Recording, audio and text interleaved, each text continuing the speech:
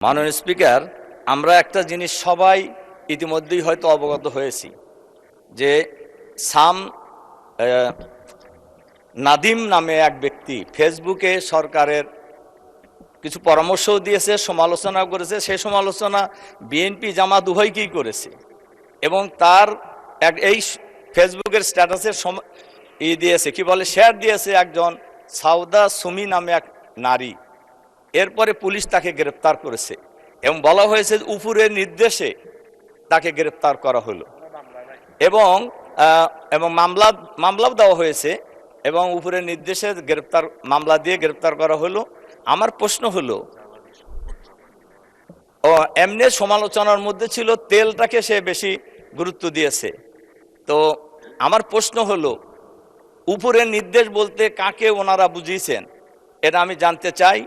আর এর সাথে সাথে আমি মাননীয় স্পিকারের মাধ্যমে সরকারের কাছে আহ্বান জানাতে চাই, আজকের অফিস টাইমের মধ্যেই ওই নারীকে মুক্তি দিতে হবে এবং অফিস টাইমের মধ্যেই এই মামলাও প্রত্যাহার করে নিতে হবে।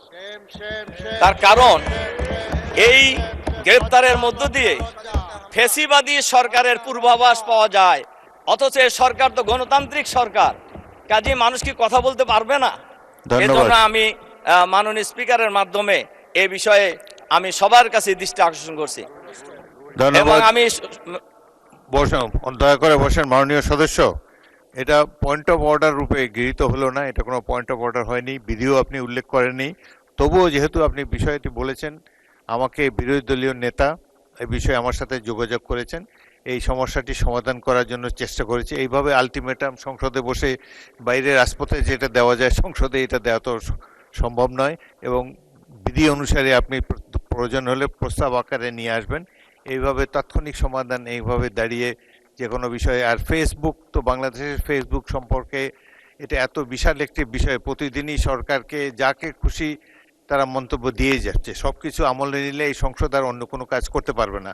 তবুও মাননীয় বিরোধী দলের নেতা আমাকে বিষয়টি জানিয়েছেন, আমরা বিষয়টি খেয়াল করছি, এ ব্যাপারে আমরা প্রয়োজনীয় ব্যবস্থা গ্রহণ করার উদ্যোগ গ্রহণ করব। ধন্যবাদ। বসুন।